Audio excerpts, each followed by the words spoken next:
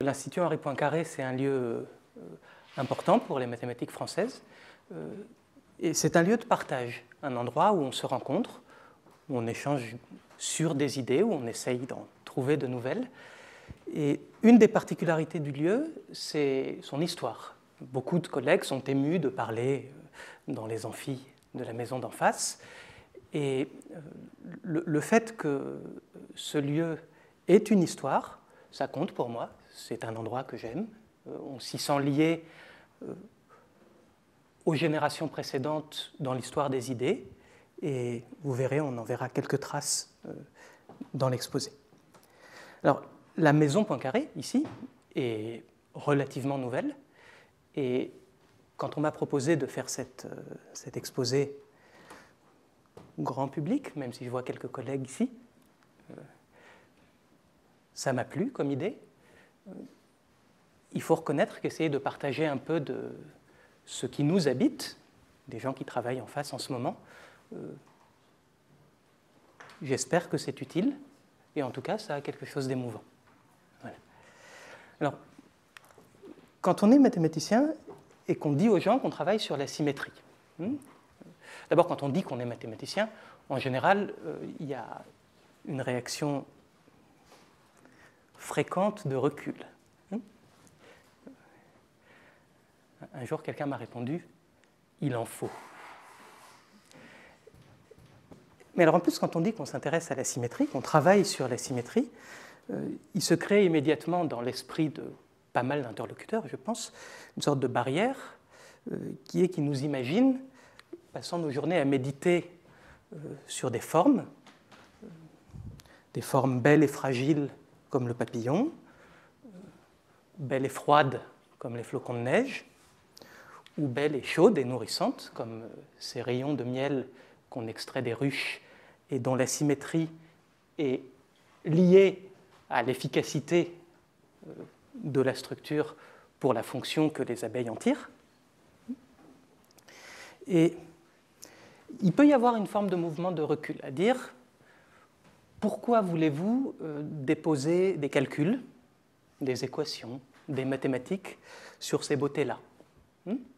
Cueillons-les sans rien dire, et on va perdre quelque chose à les examiner avec des axes et des nombres et ce genre de choses. Aujourd'hui, je vais essayer de vous dire que oui, ces beautés-là méritent d'être regardées avec des mathématiques, mais qu'une des raisons de le faire, c'est que ça n'est pas juste pour la contemplation, pour tracer des ronds dans le sable et ce genre de choses, c'est aussi parce qu'on peut agir avec les outils qui sortent de l'étude de la symétrie, qu'on a agi et qu'on continue. Alors avant ça, il faut que je dise un peu quelles sont les différences entre les trois types de symétrie qui sont là. La symétrie du papillon, c'est la symétrie qui est en vous et moi, la symétrie bilatérale, par rapport à un axe. En général, le mot symétrie, disons au collège, c'est ça qui signifie, c'est la symétrie par rapport à un axe. Le papillon a peut-être d'autres symétries cachées, mais enfin, là, je ne vois guère que celle-là. Le flocon de neige, il a plusieurs axes de symétrie. Il a au moins ces trois-là. Et si on y réfléchit, il a d'autres symétries. Par exemple, vous pouvez faire tourner le flocon de neige de 360 degrés divisé par 6. Vous saurez mieux que moi terminer le calcul. Et sa forme ne change pas quand on lui applique cette transformation. Ce n'est pas le même type de symétrie. Il y a des liens qu'on verra. Mais les symétries du flocon de neige sont en apparence plus riches que celles du papillon. Quant au rayon de miel, il a au moins les symétries du flocon de neige, puisqu'il est fait à partir d'hexagones, mais il a d'autres symétries. Par exemple, voici un axe de symétrie du rayon de miel, si vous imaginez qu'il s'étend à l'infini dans toutes les directions. Oui, on aime bien ça. Faire des hypothèses absurdes de ce genre. Mais voici un deuxième axe de symétrie. Et si vous prenez un point que vous appliquez la symétrie par rapport au premier axe, puis par rapport au second axe, vous bougez vous faites un mouvement horizontal comme ça vers la droite, et si vous répétez ça suffisamment de fois, vous pouvez bouger très loin, n'est-ce pas? Donc le rayon de miel, si on imagine qu'il s'étend à l'infini, il a une infinité de symétries, dont ces translations-là. Alors, il y a des liens entre tous ces types de symétries, symétrie axiale, rotation, translation. Je vous parlais à l'instant du fait qu'en faisant 2 symétries axiales à la suite, on peut avancer. Et en faisant 2 symétries axiales à la suite, si les axes de symétrie se coupent, on peut tourner. Puisque si vous prenez un point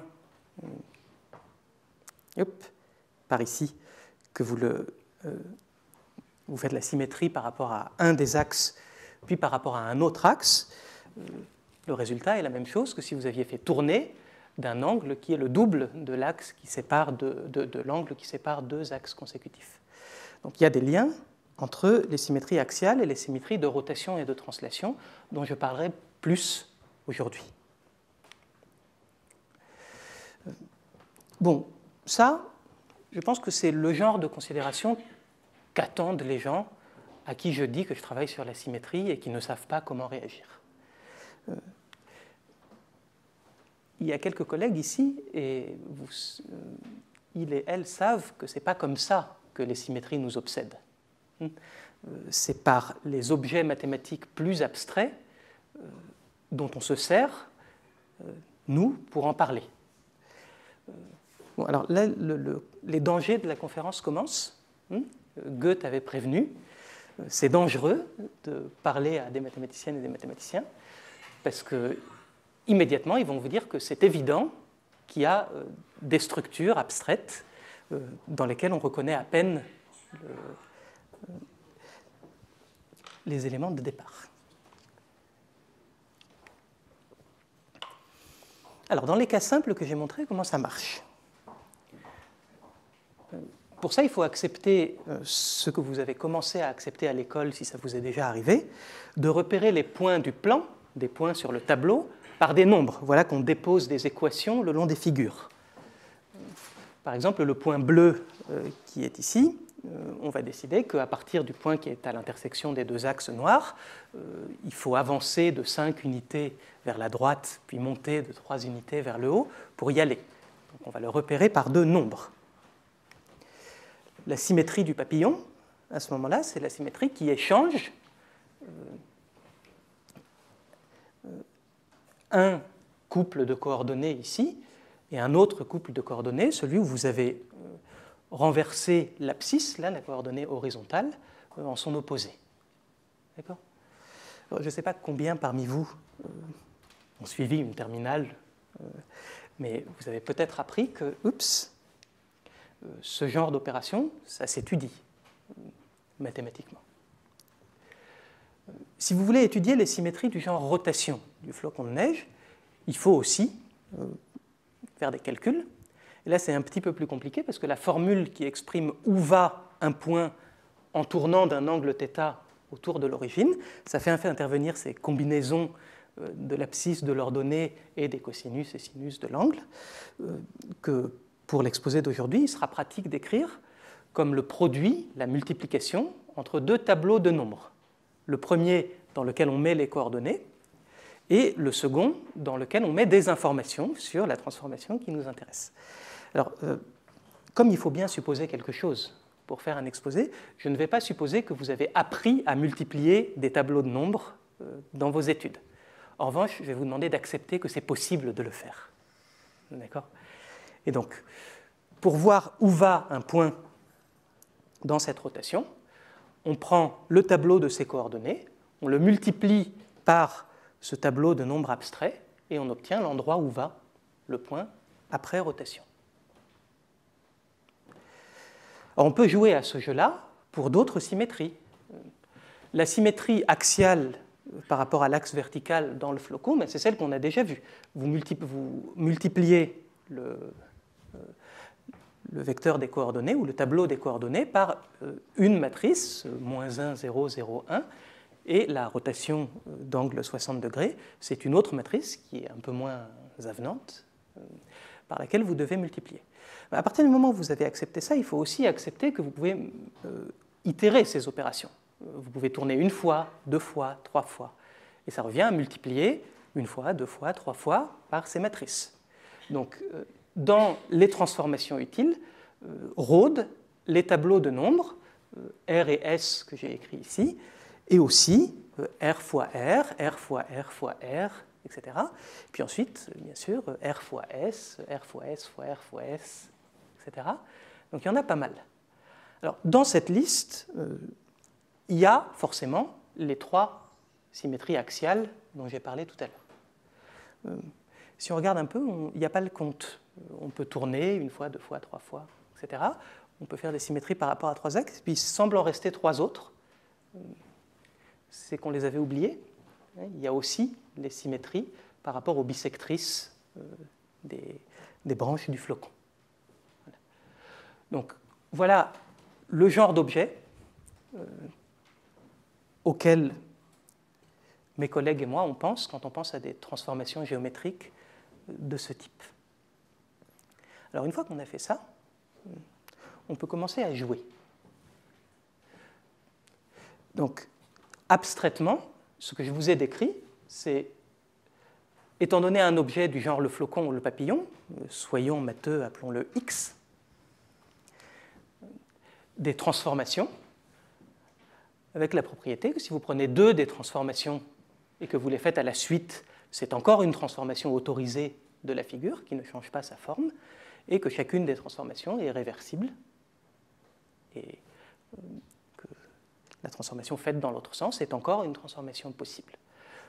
C'est ce genre d'objet qu'on étudie abstraitement dans la théorie des symétries, si je puis dire. Alors, les groupes qui donnent lieu à des géométries plus sophistiquées que le flocon de neige et le papillon, on peut en trouver vite. Alors, par exemple, si vous voulez regarder le rayon de miel, bon, les symétries de rotation, on a déjà vu comment les implémenter. Les translations, c'est un petit peu moins facile. Si vous voulez avancer de A pas vers la droite et de B pas vers la gauche, vous pouvez utiliser encore des tableaux de nombres, mais il faut accepter cette astuce de mettre un 1 en troisième position dans un tableau de nombres et de multiplier par ce tableau. Si vous avez appris à multiplier des tableaux de nombres au lycée, vous pouvez vérifier que ça correspond aux transformations que je vous ai dessinées. Donc si vous avez un tableau de nombres de cette forme-là,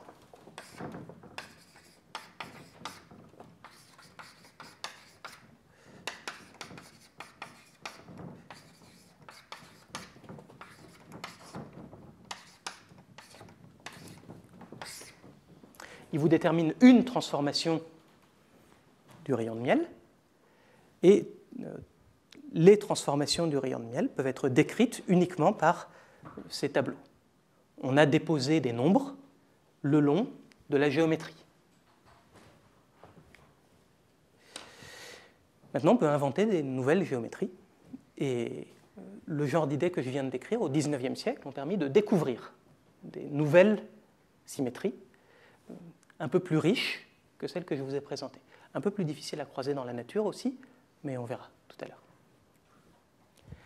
Alors vous regardez des tableaux même avec 4 nombres simplement vérifiant cette condition étrange. C'est un peu délicat à faire, mais vous pouvez associer à chacun de ces tableaux une transformation de ce disque étrange. Oubliez le dessin pour l'instant. Si vous repérez un point du disque par un nombre complexe de module 1, il y a une formule qui permet d'aller d'un point du disque à un autre point du disque en utilisant ce tableau avec 4 nombres. La formule est un peu compliquée, mais si vous prenez mes rotations de tout à l'heure, elles font effectivement tourner les points du disque. Et par contre, il y a d'autres transformations naturelles. Par exemple, si vous prenez un tableau symétrique comme ça, où j'ai choisi les coefficients après avoir joué un peu, ça vous donne une transformation qui envoie les poissons des chairs sur les poissons suivants le long de ce filet étrange qui apparaît.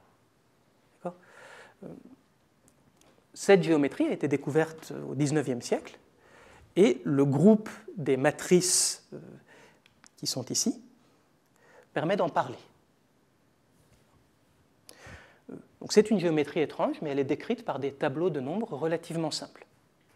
Vous voyez que les tableaux de nombres un peu plus compliqués qui étaient là, eux décrivaient la géométrie ordinaire, en quelque sorte, la géométrie d'Euclide.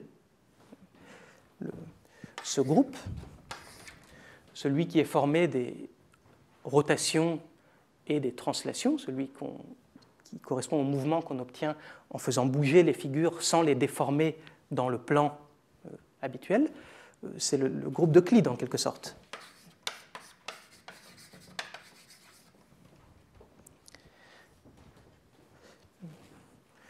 À la fin du XIXe siècle, on a découvert des géométries plus étranges. Alors, voici des tableaux plus compliqués. Et regardez les tableaux qui vérifient ces conditions. Je vous rassure, personne n'écrit jamais ça comme ça. Mais c'est quand même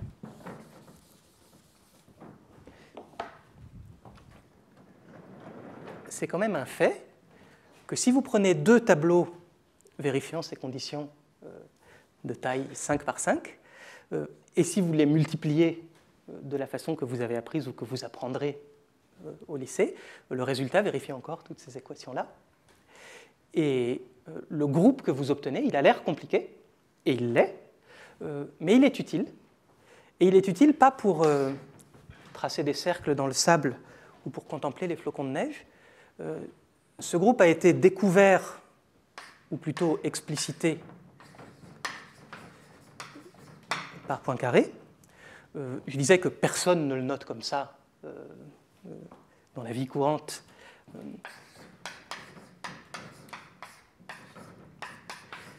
Les signes cabalistiques qu'on utilise pour le décrire d'habitude, c'est cela. Et pour la suite de l'exposé, comme je n'aurais pas envie d'écrire les équations, ça sera le groupe orange.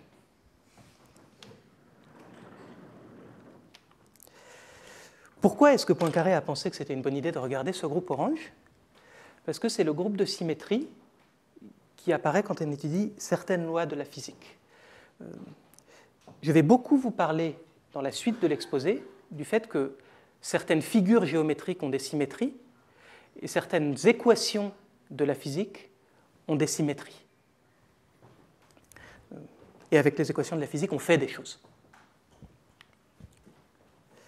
Juste une chose, avant de vous parler des équations de la physique en question, ça peut donner un peu le vertige, voire la nausée, de voir des tableaux de plus en plus grands apparaître. Et il y en a peut-être parmi vous, quoique je parle à un public par définition pas trop hostile, qui se disent on a quand même perdu quelque chose à regarder des tableaux de nombres plutôt que ça. Alors je voudrais dire deux choses à ce propos. D'abord, c'est vrai. Ensuite, quand même, qu'est-ce que vous voyez quand vous regardez ça? Mon ordinateur encode bien ce tableau d'une façon. Et comment il le fait? Alors, oublions les couleurs un instant. Il le fait en mettant à chaque endroit sur l'écran une couleur ou un niveau de gris qui est encodé par un nombre. Et ça, c'est pas une capture d'écran que j'ai faite, c'est quelque chose que j'ai fait afficher par mon ordinateur à partir du code source. Et le code source, un tout petit bout, c'est un tableau de nombres comme ça. Alors on dit oui, c'est dans l'ordinateur. Mais que sait-on de comment le cerveau voit ça? Que sait-on de comment le cerveau voit ça? On y revient tout à l'heure, si je ne suis pas trop bavard. Donc voilà pour les grands tableaux. La deuxième chose, c'est que même si j'ai fait allusion aux équations de la physique, a priori, quand on parle de symétrie, on parle de géométrie. On pourrait se dire, oui, mais ce n'est pas avec ça qu'on envoie des gens sur la Lune. Et encore moins qu'ils reviennent. Mais certaines des données de la vie courante, parmi les plus prosaïques, là j'ai mis le cours de l'euro entre 2000 et 2010, ça se montre avec des figures géométriques, un peu bizarres. Celle-là n'a pas beaucoup de symétrie. C'est normal, le cours des choses n'est pas prévisible. D'ailleurs, vous voyez que vers 2008-2009, il se passe des choses qu'il fallait être malin pour prédire. Mais il y a des signaux, comme les sons, qui ont des symétries, dans lesquelles les choses se répètent, qui ont des fréquences. Cette figure, elle a une symétrie. C'est une symétrie de translation. Donc les choses dont je vous parlais tout à l'heure peuvent servir à quelque chose. Par ailleurs, les deux digressions du moment ne sont pas indépendantes, parce que comment reconnaître quelque chose comme ça sur un ordinateur? En général, on le trace en enregistrant beaucoup de points correspondant à des valeurs en des instants proches les uns des autres. Et ce qu'on voit, ça n'est que le prolongement qu'on fait mentalement d'un tableau de nombres encodé quelque part. N'est-ce pas? Donc les groupes, les objets bizarres et les grands tableaux bizarres dont je parlais, ils peuvent servir à parler de fonctions, de signaux, de physique et tout ça. Alors pour l'instant, je n'ai pas tenu promesse du tout, puisque je vous ai dit que j'allais parler de comment la symétrie prédit, et je n'ai fait que gloser sur comment on pense à la symétrie dans le quotidien de mes collègues et de moi-même. Alors il est temps d'essayer de le faire un petit peu, et pour ça, je vais vous raconter des histoires, des vieilles histoires qui ont un siècle, et des histoires qui continuent sous des formes différentes aujourd'hui. Alors, comme on est à l'Institut Henri Poincaré, rue Pierre et Marie Curie, que Pierre Curie et Marie Curie faisaient leurs expériences juste ici, et qu'il y a leur statue dans le jardin juste à côté, il faut que je parle d'une des illustrations de la symétrie qui ont eu le plus d'influence à la fin du XIXe siècle. Curie n'a fait au départ que des observations sur la piézoélectricité et ce genre de choses, mais on a articulé à partir de ces observations un principe tout simple et très général, qui est que si il y a une symétrie dans les causes de certains phénomènes physiques, les phénomènes physiques eux-mêmes garderont ces symétries. Pour lui, c'était les symétries de champs électriques, vous savez, ce genre de figures qui dessinent des lignes de force ou des lignes de champs magnétiques, dont il disait que si elles avaient une dissymétrie, c'est que dans les sources du champ électrique, ou dans les appareils de mesure, qui sait, il y avait des dissymétries. Mais cette idée, petit à petit, a eu beaucoup d'impact en sciences. Mathématiquement, pour les collègues qui sont dans la salle, si j'essaye de réfléchir à ce que veut dire ce principe de Curie en termes de groupes et de leurs actions, là c'est un peu technique, mais c'est un peu trivial, c'est-à-dire que ce n'est pas un théorème profond mathématique. Mais il a eu une grande influence en sciences, et il y a beaucoup de raisonnements simples dès les premières années d'études où on dit « Ah oui, la source du champ électrique est invariante par rotation, donc il suffit que je trouve comment le champ électrique dépend de la distance à l'origine » ou ce genre de choses. C'est un principe qu'on utilise tous les jours, presque sans s'en rendre compte. Ça, c'est à la fin du XIXe siècle. 25 ans plus tard, ce principe devenait quelque chose de très différent et de beaucoup plus agissant, on va voir. Alors, je vais m'excuser d'avance parce que je vais sauter quelques étapes. Alors, il y a une étape que je ne vais pas sauter quand même, c'est qu'à peu près à la même époque que Pierre Curie articulait ce principe, on écrivait des équations pour décrire ces fameux champs électriques et champs magnétiques. Et on se rendait compte qu'il y avait quelques problèmes. Par exemple,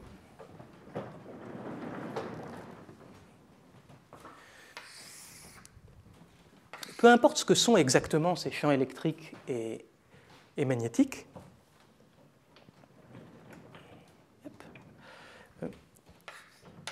si vous repérez les points, comme je l'ai fait tout à l'heure, par des coordonnées, des nombres qui disent ce qui se passe à un endroit, à un moment, ces nombres sont relativement arbitraires. Ils dépendent de où était le centre de la figure sur l'écran, des directions qu'on avait choisies pour repérer les choses. Donc vous pouvez tout à fait choisir d'autres axes, d'autres origines, etc. Et les fonctions que vous obtenez pour décrire les choses ne seront pas les mêmes fonctions. Elles seront obtenues après avoir changé de coordonnées. Mais si ça décrit des phénomènes physiques qui ne dépendent pas de la façon dont nous, on repère les choses, ça doit donner des solutions des mêmes équations. Et bien ça, avec les équations qui avaient eu tant de succès pour décrire les phénomènes électriques et magnétiques, c'était déjà battu en brèche à la fin du XIXe siècle. Les changements de coordonnées habituels de la physique de Newton et de Galilée ne marchaient pas sur ces équations. Et en est sortie l'idée que peut-être qu'il fallait changer les symétries de la physique et utiliser d'autres groupes, d'autres façons de penser au changement de coordonnées que ceux qu'on utilisait depuis 2 ou 3 siècles pour décrire les phénomènes physiques. Les gens qui ont participé à ça, Lorentz, Minkowski, Poincaré, Einstein, ont abouti à la théorie de la relativité restreinte. Il est hors de question que je la décrive ici. Mais vous voyez, les principes de symétrie, jusqu'à cet épisode, servaient surtout à ordonner ce qu'on savait, comme dans le cas de Curie, et parfois à se rendre compte qu'il y avait des problèmes. Mais on ne prédisait pas les équations à partir des symétries. On écrivait les équations, et puis après on constatait qu'elles avaient les bonnes ou pas les bonnes symétries. Entre 1900, 1905 et 1925, il y a 100 ans, les sciences et les mathématiques ont changé. Il y a un épisode que je vais sauter, qui est magnifique, mais que je ne peux pas décrire, c'est les théorèmes de Noether. Alors Madame Noether est là, sur le mur.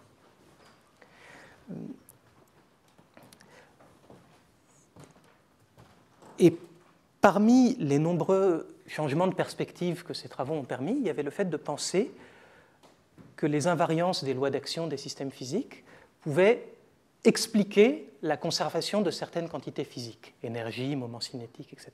C'est une histoire magnifique que je n'ai pas le temps de décrire et qui est dans un esprit un petit peu différent de celui de l'exposé d'aujourd'hui.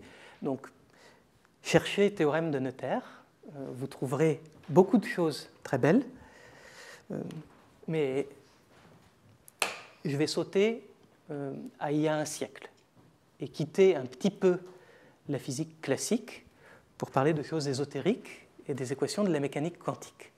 Après la relativité restreinte et après beaucoup de choses, on a cherché des équations qui décrivaient les systèmes physiques de façon un petit peu différente. Les aspects ondulatoires de la matière étaient à l'ordre du jour, et on a écrit cette fameuse équation de Schrödinger, dont vous avez sûrement entendu parler pour d'autres raisons, qui décrit, disons, ce qu'on peut dire de la probabilité de présence d'une particule de masse donnée à un endroit dans l'espace-temps. Alors, je ne vais rien dire du tout de cette équation, si ce n'est qu'il s'est produit la même chose qu'avec les équations de Maxwell, de l'électromagnétisme, mais à l'envers. C'est-à-dire que ces équations ont donné lieu ont permis la naissance d'une théorie magnifique, mais elles avaient les vieilles symétries, celles de Newton et de Galilée, et pas celles dont Poincaré et les autres avaient dit que c'était celles-là qu'il fallait pour décrire les phénomènes physiques. Enfin, la science, ça va vite, et les maths, ça va vite. Il y a des jeunes gens qui se sont dit, très bien, on peut prendre cette équation comme base, et on peut chercher si on peut trouver d'autres équations qui, elles, auraient les bonnes symétries. Est-ce qu'on peut deviner des équations qui, elles, auraient des symétries plus adaptées? Et Dirac, il y a un peu moins de 100 ans, a proposé une équation qui avait de meilleures symétries que celle de Schrödinger. Alors, comme tout à l'heure, je vais écrire l'équation de Dirac et l'effacer aussitôt, parce que je vais l'écrire sous une forme que personne n'ose écrire, mais qui a le mérite d'être explicite. Vous pouvez, alors s'il y en a parmi vous qui lisent les équations, vous pouvez remarquer qu'il y a une différence qui est essentielle là-dedans, c'est que la fonction sur laquelle porte l'équation de Schrödinger, elle porte sur une fonction à valeur complexe, alors que la fonction sur laquelle porte l'équation de Dirac, l'objet, c'est une fonction à valeur dans le les couples de nombres complexes. Donc les équations sont un petit peu différentes, et c'est tout à fait crucial, parce que ça cachait l'existence du spin des particules. Je n'insiste pas, mais Dirac a vraiment trouvé cette équation parce qu'il souhaitait une équation qui ait les symétries de Poincaré et de Lorentz plutôt que les symétries de Newton et de Galilée. Alors une forme un petit peu moins étrange de l'équation, c'est celle qui est gravée sur le sol de l'abbaye de Westminster. Et voilà, l'équation de Dirac, elle a eu une influence pratique aussi. Les découvertes de Dirac de particules différentes de l'électron qui obéissaient à des lois physiques similaires, et puis après l'antimatière et compagnie, sont essentiellement sorties de là. Dirac a fait quelque chose qu'il faut vraiment avoir l'esprit matheux pour faire. Il s'est dit, très bien, j'ai trouvé une équation qui a l'air utile en lui prescrivant ses symétries. Est-ce que je ne pourrais pas essayer de trouver d'autres équations avec les mêmes symétries? Alors, comme j'en ai déjà trouvé une pour l'électron, celles-là, elles ne décriront pas l'électron, mais elles décriront peut-être autre chose. Et on trouve cette phrase étrange dans les travaux de Dirac. Je ne sais pas si ces équations servent à quelque chose, mais si un jour il y a des particules qu'on n'a pas encore découvertes, peut-être que les équations qui décrivent leur dynamique, ça sera celle-là, celle que j'ai découverte à partir des symétries. Et c'est effectivement ce qui s'est passé. Donc quand je dis que la symétrie prédit, c'est en ce sens-là. On peut imaginer des nouveaux modèles mathématiques presque uniquement à partir des symétries. Et quand même de petites considérations sur la tête que doit avoir l'équation. Mais on va voir qu'il y a des outils techniques qui permettent d'imaginer des têtes d'équations, si j'ose dire.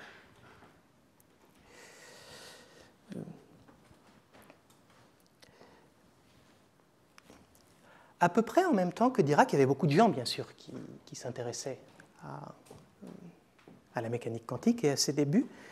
Et je vais vous parler un petit peu d'Hermann Weyl.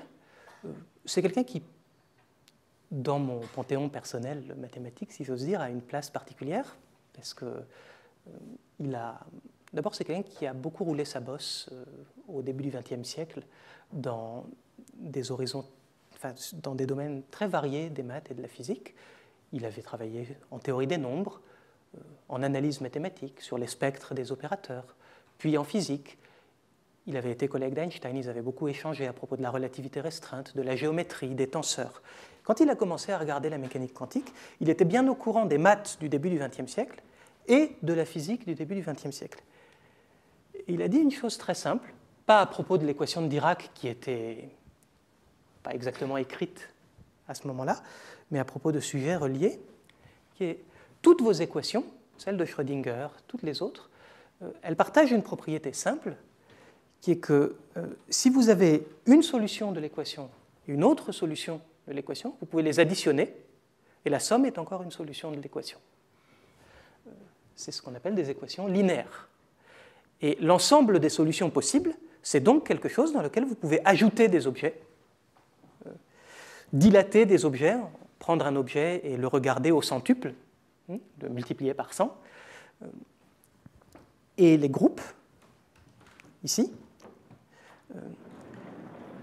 agissaient par des transformations qui étaient compatibles avec cette structure-là. N'est-ce pas, quand vous faites agir le groupe de Poincaré pour changer les coordonnées là-dedans, si vous changez les coordonnées dans une fonction E et dans une fonction E', le résultat sera la fonction E plus E', où vous avez changé de coordonnées quand vous additionnez. Donc les opérations qu'on a vues jusqu'à maintenant sont compatibles avec ces additions. Pour les collègues dans la salle, vous trouverez facilement les contre-exemples à ce que je viens de dire dans tout ce que j'ai raconté avant. Mais pour les équations de la physique, c'est le cas. Et Weyl dit deux choses. D'abord, en mécanique quantique, cette linéarité est dans les fondements même.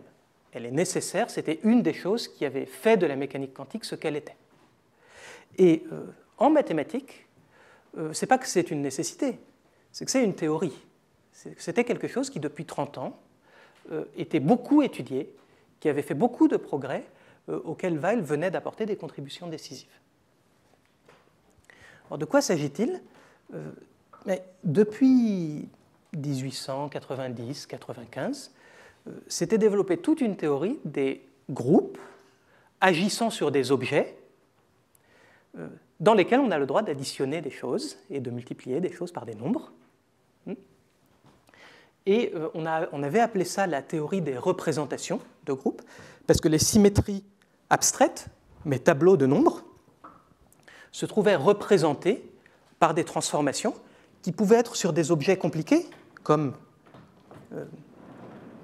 mes fonctions ou mes champs, mais qui étaient linéaires.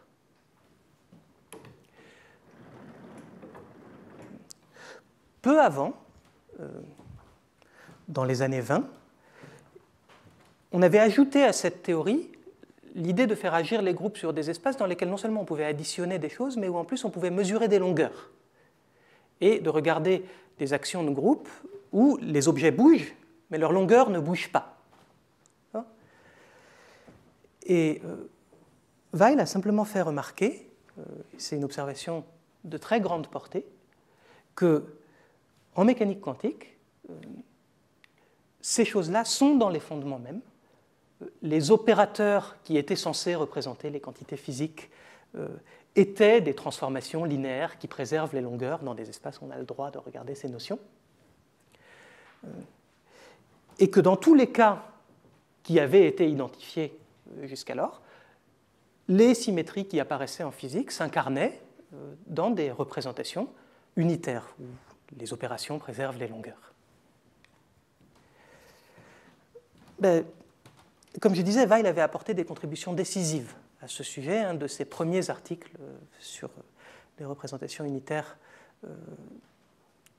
du genre qui sert en physique date d'il y a 100 ans. Et il a regardé. Il y avait des opérateurs comme ça en physique. Il y avait des opérateurs comme ça en mathématiques pures, dans des mathématiques qui étaient sorties de la théorie des nombres, de l'arithmétique, de ce genre de choses. Et les opérateurs, c'était les mêmes. C'était vraiment les mêmes. C'est-à-dire que les quantités qu'on observait en physique, en regardant les spectres de ces opérateurs, leurs valeurs propres, pour celles et ceux d'entre vous qui connaissent ça, etc., les quantités qu'on mesurait dans les laboratoires, c'était des choses qu'en mathématiques, ils avaient déjà rencontrées.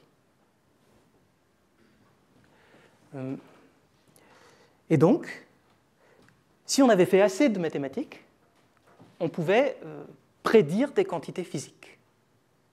Voilà. Et les spectres des atomes, en quelque sorte, apparaissaient, dans certains cas, les spectres de certaines quantités physiques qu'on mesurait dans les atomes, apparaissaient comme des manifestations de symétrie des lois de la physique. Alors, si vous me permettez une analogie douteuse,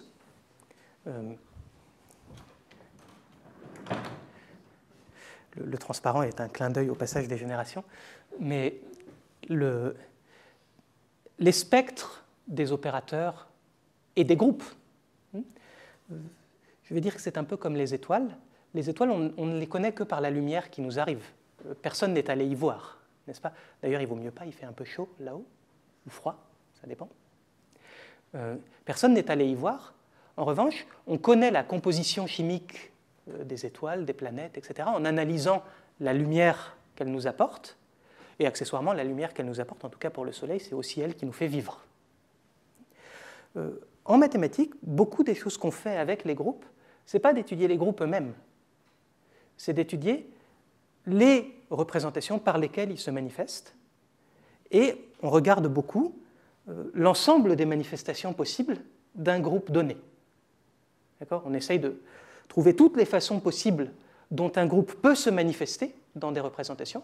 Et comme je disais, ça fait comme un réservoir de modèles, en quelque sorte, comme un réservoir de choses. Jean-Pierre Serre dit parfois, il détesterait cet exposé, mais il dit parfois un ensemble de choses dont les mathématiciens garantissent qu'elles sont vraies, et ensuite les autres sciences viennent se servir. La physique peut venir se servir dans la théorie des représentations d'Hermann-Weil, et on verra que d'autres sciences ou d'autres parties des mathématiques peuvent venir se servir dans la théorie des représentations de certains groupes. Bon, je pense qu'à ce stade de mon exposé, vous voyez ce qui, mes collègues et moi, nous habitent et nous obsèdent. On veut prendre des groupes intéressants, comme celui-là, et on veut trouver toutes leurs représentations, parce que ça donne, a priori, des modèles physiques intéressants. Un des premiers groupes pour lesquels ça a été fait, peut-être le premier, en fait, le premier motivé par ce genre de considération, c'est celui-là, le groupe de Poincaré. Enfin, une variante pour des raisons techniques. En 1939, Wigner a trouvé toutes les représentations unitaires irréductibles de ce groupe. Et de même que Dirac avait vu apparaître des nouvelles particules et ce genre de choses, Wigner a vu sortir de la classification, comme Weil avait vu sortir de ses études des spectres, des opérateurs, des quantités physiques, il a vu sortir les caractéristiques physiques des particules connues à l'époque, la masse, le spin, l'énergie, ce genre de choses. Et E égale mc2 aussi. Donc ça, c'était vraiment un succès magnifique des mathématiques en physique. Wigner n'a pas eu le prix Nobel uniquement pour ça, mais il considérait que c'était son travail le plus marquant en maths comme en physique. C'était d'expliquer la classification des particules élémentaires connues à l'époque, bien sûr. Maintenant, l'histoire est un peu différente, mais la classification connue à l'époque, et puis d'autres choses, d'autres particules possibles, à partir de considérations de symétrie et de mathématiques pures, si je puis dire. Voilà.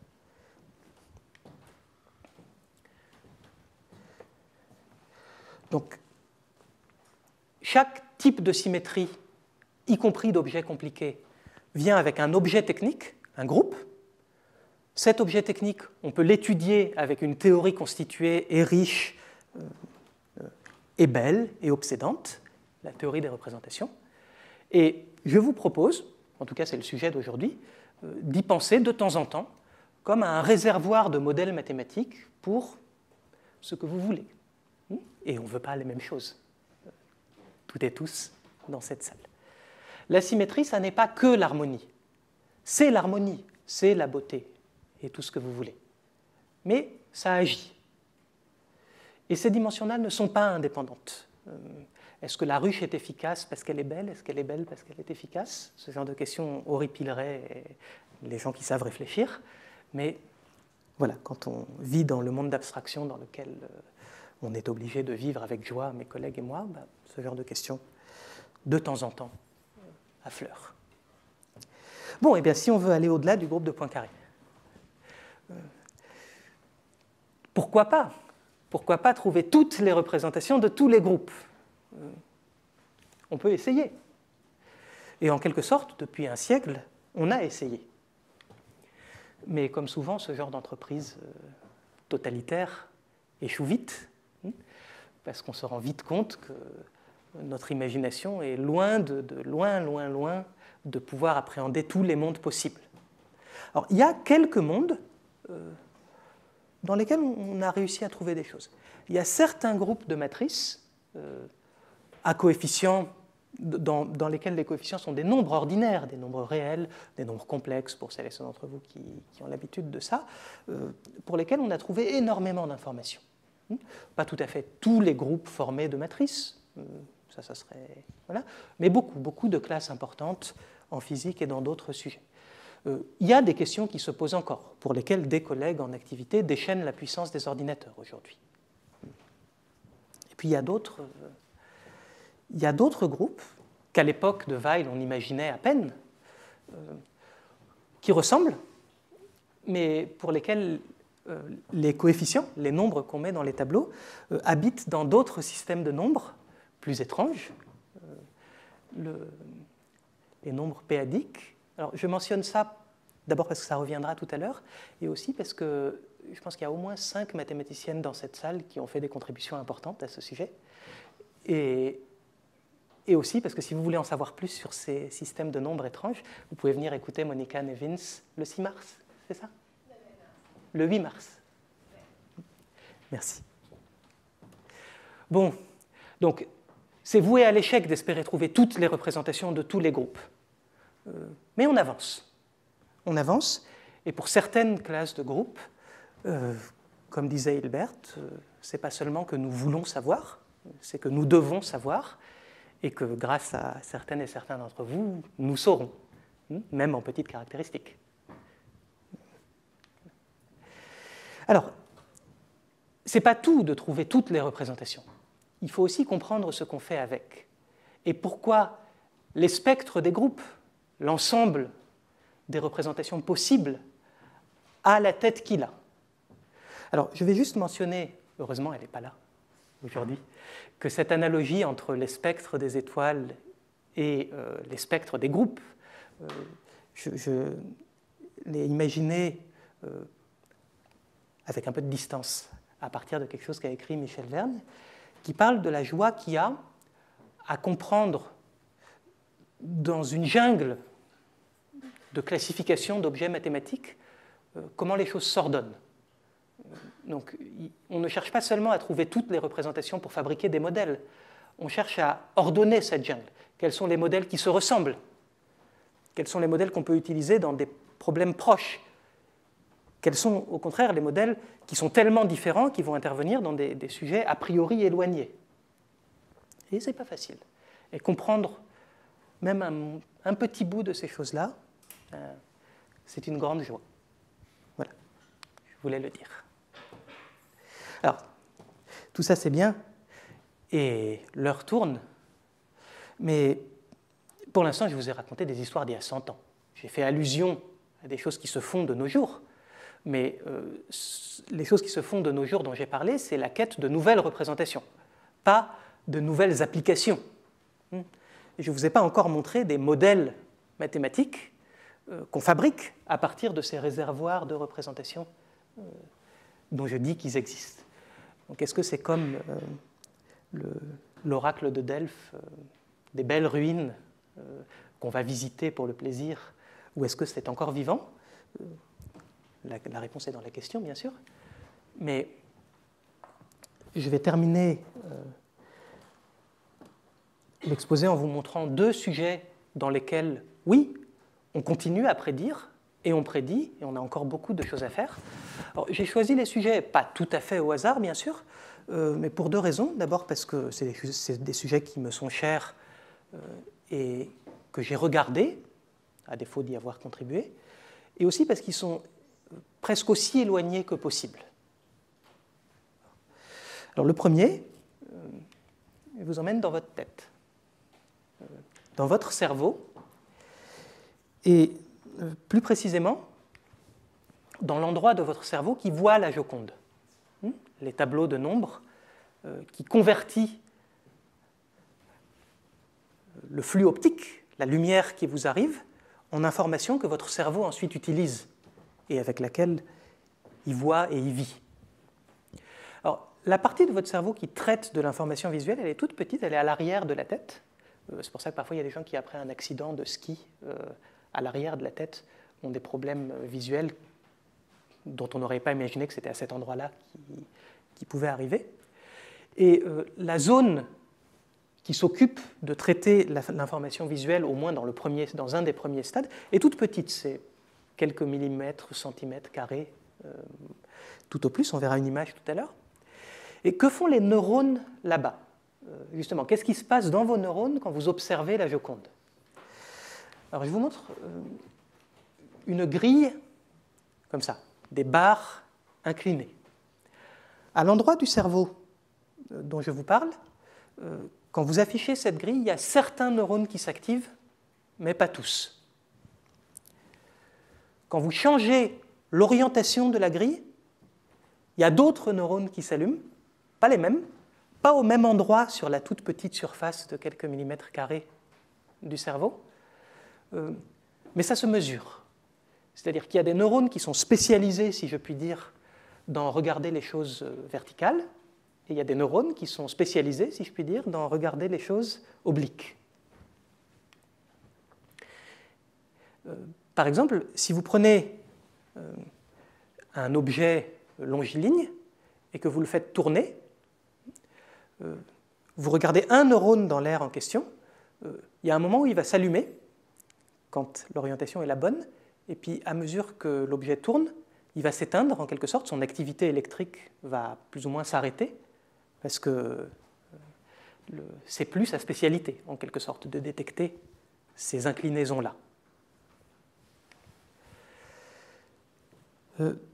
Depuis les années 60, et puis ça a fait beaucoup de progrès à la fin des années 90 et dans les années 2000, on peut cartographier ces spécialités des neurones.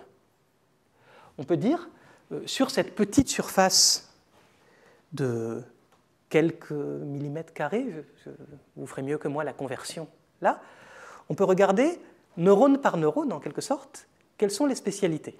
Et là, vous avez une carte qui code par des couleurs les spécialités des neurones. Les neurones qui sont coloriés en bleu sont ceux qui sont spécialisés dans les choses verticales. Ceux qui sont coloriés en rouge sont ceux qui sont spécialisés dans les choses horizontales. Et vous voyez que cette carte, elle a une géométrie non triviale. Je ne dirais pas qu'elle a des symétries pour l'instant, mais elle a une forme d'harmonie, de périodicité. Plus précisément, si vous vous placez sur un point de cette carte, et si vous regardez en avançant combien de temps ou quelle distance il faut attendre avant de retrouver un neurone qui s'occupe de la même inclinaison, vous voyez qu'il y a une forme de presque périodicité qui se fait jour. Là, si vous avancez, vous partez d'une zone bleue là, qui détecte une certaine inclinaison plutôt verticale, vous descendez de quelques micromètres vers le bas, vous trouvez d'autres neurones, vous descendez encore de quelques micromètres, vous trouvez des neurones, et il y a des formes de répétition comme ça. Les corrélations dans cette carte d'orientation, quand on fait des expériences chez des animaux assez différents, etc., elles ont le même genre de profil, comme si la carte était une superposition de cartes qui avaient des longueurs d'onde toutes proches d'une même longueur d'onde. Ça a été mesuré de façon très robuste chez des animaux très différents. Des animaux qui ont des styles de vie très différents. Le tupaya, là, ce rongeur étrange qui vit dans les arbres et qui passe son temps à sauter, il n'a pas tout à fait le même genre de vie que le furet carnivore qui vit au sol. On a mesuré ce genre de carte chez plein d'animaux. Je ne vous raconte pas les séances de torture auxquelles ça a donné lieu. Vaut mieux pas. Mais cette géométrie se retrouve chez à peu près, chez tous les animaux qui ont des systèmes visuels comparables aux nôtres. Pas l'écureuil, par exemple. L'écureuil voit très différemment. Mais chez des animaux qui ont des choses comparables aux nôtres. Par contre, évidemment, les longueurs d'onde en question, là, les longueurs sur la carte, diffèrent parce que notre cerveau à nous ne fait pas tout à fait la même taille que le cerveau du petit tupaya qui est grand comme ça. D'accord ? Donc la longueur d'onde caractéristique n'est pas la même. Mais il y a cette forme comme ça un peu périodique avec les périodicités et puis des endroits où se rencontrent toutes les couleurs. Vous voyez ? C'est des endroits en quelque sorte au voisinage desquels vous trouvez des neurones qui détectent toutes les orientations. Vous imaginez facilement que ces neurones peuvent servir à... ces zones-là sont cruciales pour faire se parler les informations entre elles. Donc dans la carte, il y a des moulinets, si je puis dire, de couleurs. Alors les longueurs caractéristiques dépendent des animaux, et puis ça dépend aussi des gens. Mais si vous regardez un carré dont le côté c'est ce moulinet, dont le côté c'est cette longueur caractéristique, le nombre de moulinets c'est toujours à peu près le même. Et c'est pi. Ça a été mesuré de façon robuste. C'est très sérieux, hein. Je ne parle pas de travaux scientifiques complètement anecdotiques. C'est des choses qui ont eu un retentissement certain en neurosciences. Et après, bien sûr, les gens ont essayé de se servir de ça pour essayer d'expliquer comment le cerveau traite l'information. Mais ça, je ne vais pas en parler. Je vais juste dire que cette carte, visiblement, elle a des caractéristiques de périodicité, etc., relativement harmonieuses. Bien sûr, il y a des gens qui ont cherché à faire des modèles mathématiques pour ce genre de cartes, pour essayer de faire des mathématiques qui servent en biologie. Et c'est possible. Mais ce n'est pas possible facilement, parce que ces cartes-là, elles sont différentes chez chacune des personnes de cette salle. On ne peut pas prendre un bout de mon cerveau, en plus ça ferait mal, mais on ne peut pas prendre un bout de mon cerveau, le déplier, essayer de le superposer au bout correspondant du cerveau d'Anne-Marie et espérer que les spécialités pour les neurones verticaux, etc., soient exactement au même endroit. La biologie ne marche jamais comme ça. En revanche, on peut imaginer des choses du genre des objets probabilistes, comme tirer au sort une carte dans un énorme paquet de cartes, où chaque carte donnerait un cerveau, enfin une configuration de cerveau, et dont la loi, la répartition des objets probabilistes, serait la même pour tout le monde. Les gens ont fait ça, et ça marche assez bien.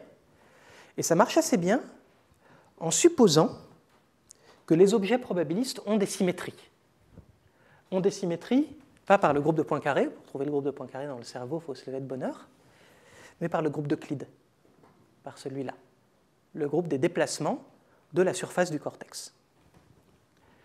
Alors voilà comment ça marche dans le langage de la théorie des représentations. On va faire une prédiction avec la théorie des représentations. Je vous dis que ces cartes du cortex, c'est un peu comme si vous les obteniez en superposant des ondes qui ont toutes la même longueur d'onde, à peu près. Mais ces ondes se propagent dans des directions différentes et sont superposées de façon un peu imprévisible. Les superpositions de toutes les ondes planes dont une longueur d'onde est donnée, c'est bien connu en théorie des représentations, ça forme une représentation irréductible de dimension infinie de ce groupe d'Euclide.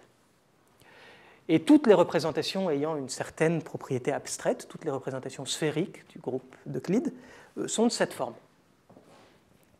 Donc déjà, il y a l'air d'y avoir un rapport. Et si on s'intéresse aux probabilités, ce n'est pas difficile de voir qu'à partir de chaque représentation sphérique du groupe d'Euclide, on peut construire un objet probabiliste et un seul qui vérifie des contraintes très simples. D'abord, qui vérifie une contrainte de symétrie, qui est que quand vous prenez une carte f de xy et que vous la faites tourner et que vous bougez un petit peu, donc que vous faites un changement de variable dans le groupe d'Euclide, il y a la même probabilité d'observer cette carte-ci que cette carte-là. Si vous demandez ça, et si vous demandez en plus que la carte soit gaussienne, en un sens qu'il est facile de préciser, mais un petit peu technique parce qu'on est en dimension infinie, peu importe, il y a un unique objet probabiliste qui explore cet espace d'une représentation irréductible sphérique du groupe des déplacements de façon gaussienne, invariante. Cet objet probabiliste, en quelque sorte, il est né de la symétrie. Je peux le fabriquer en prenant une longueur d'onde, je mets ça dans la machine de la théorie des représentations du groupe d'Euclide, j'ajoute des contraintes de probabilité qui, du point de vue de la biologie, apparemment ne sont pas complètement déraisonnables, et vous avez un objet aléatoire. Un objet aléatoire, ça se simule sur un ordinateur, et ce n'est pas difficile à faire, je vous montre ce que ça donne. Voilà une carte comme ça. Ça a la bonne tête. Et on pourrait penser que c'est superficiel, que ça ait la bonne tête, mais si vous tracez un carré de côté la longueur d'onde caractéristique qu'on a mis dans la représentation, et si vous promenez le carré et que vous comptez le nombre moyen de moulinets dans le carré, c'est un théorème, vous trouvez pi. Donc, on peut fabriquer des modèles à partir de la symétrie, même pour les neurosciences. Je ne vais pas prétendre qu'on a réussi à en fabriquer beaucoup comme ça, mais il y en a au moins un. Bon, si on est mathématicien, on peut jouer. Parce qu'après tout, le cerveau, pour le voir comme plat et imaginer que l'objet est invariant par les déplacements euclidiens, il faut avoir un peu d'imagination. Notre cerveau n'est pas plat. Même les petites parties de quelques millimètres carrés dont je parle, il est courbe. Si vous voulez jouer avec des symétries, vous pouvez faire la même chose que ce que je viens de dire, mais changer le groupe. Remplacer le groupe de symétrie d'Euclide par le groupe de symétrie d'une sphère, et il y a un unique objet probabiliste qui marche, et voilà sa tête. Et vous pouvez remplacer ça par le groupe Lobachevsky, si vous voulez, par le groupe d'isométrie de la figure des poissons des chairs, et vous trouvez un objet qui a le même genre de tête. Et tout ça a aussi les propriétés de densité des moulinets, etc. Ça, c'est des choses qui m'ont intéressé à un moment. Mais voilà, c'est des petits modèles inspirés des neurosciences que vous pouvez faire uniquement à partir des symétries, si j'ose dire. Je ne prétends pas que ça prédit des choses révolutionnaires, mais je prétends qu'on peut essayer de prédire des choses avec. Ça, c'était le premier exemple.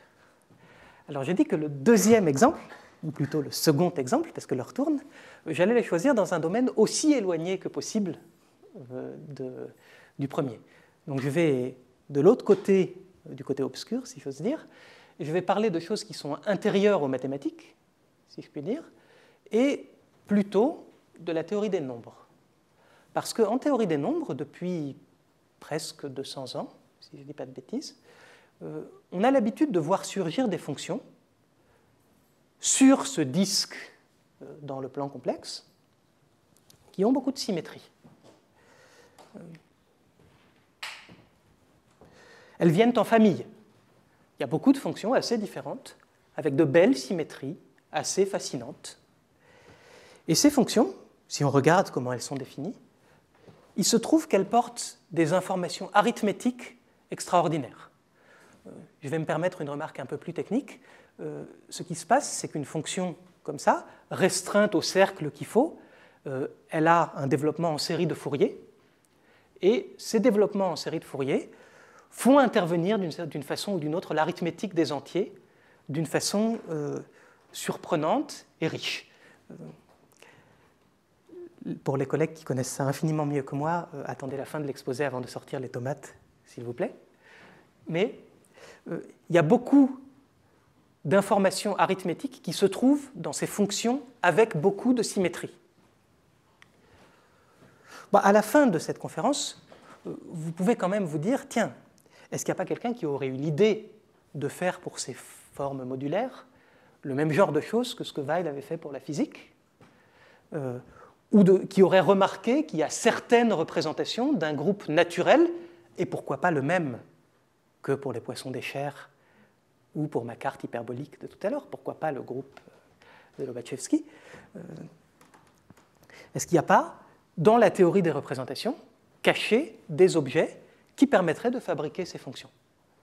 Dans les années 60, la réponse est apparue très vive comme étant positive. Gelfand, Graev, Piasecki-Shapiro, Harish-Chandra et beaucoup d'autres ont commencé à avoir beaucoup de liens avec les représentations. Et alors, je vais sauter très vite, mais peu après, à la fin des années 60, il a commencé à être question de voir si, à partir des représentations de certains groupes, il n'y avait pas caché suffisamment de réservoirs de modèles mathématiques, en quelque sorte, pour fabriquer, toutes les fonctions de l'arithmétique. Beaucoup des fonctions de l'arithmétique. Et de voir surgir des considérations abstraites de symétrie, leurs équations fonctionnelles, des informations sur leurs valeurs spéciales, des choses traditionnellement difficiles d'accès à l'analyse. C'est toujours difficile d'accès. Il y a des milliers de mathématiciennes et de mathématiciens qui travaillent sur ces sujets actuellement. Et ce programme de Langlands, une de ses beautés et de ses difficultés est qu'il impose de mêler des représentations de groupes, disons, de factures classiques dans lesquelles on met des nombres réels et complexes dans les tableaux de nombres, avec des représentations dans ces corps étranges que vous présentera Monica. Donc là aussi, il y a beaucoup de travail à faire, beaucoup, mais si on veut caricaturer une partie du programme de Langlands qui attire tant de gens, il s'agit d'utiliser la symétrie pour prédire, mais plus dans les sciences de la nature, et à l'intérieur des mathématiques, dans des domaines dont Blaise Pascal aurait dit ces choses-là ne sont pas du même ordre. L'arithmétique, les symétries de la physique, etc., ça n'est pas du même ordre. Et pourtant, il y a ce genre de choses. Voilà, on a fini notre voyage autour des symétries. J'espère que ça vous convainc que ça vaut la peine d'utiliser ces tableaux de nombres étranges, et pas seulement pour faire de la géométrie et pour se délecter du miel des figures euclidiennes, mais qu'on peut mélanger les beautés, l'abstraction, etc., et les prédictions, l'efficacité, avec ce genre de choses. On a envoyé des gens sur la Lune et ils sont revenus, pas avec la symétrie, mais avec ce genre d'abstraction. Et tout ça est un tout. Et sa généralité, j'espère avoir réussi plutôt à partager l'impression de vertige que me donnent tous ces sujets que de vous donner le tournis. Mais ces généralités, le fait que ça parle de domaines très différents, pour moi, ça fait partie des richesses du sujet et des richesses des mathématiques. Et c'est une grande joie de pouvoir regarder toutes ces choses-là, pas forcément y travailler, mais les regarder, et d'avoir pu les partager un petit peu avec vous ce soir. Merci beaucoup.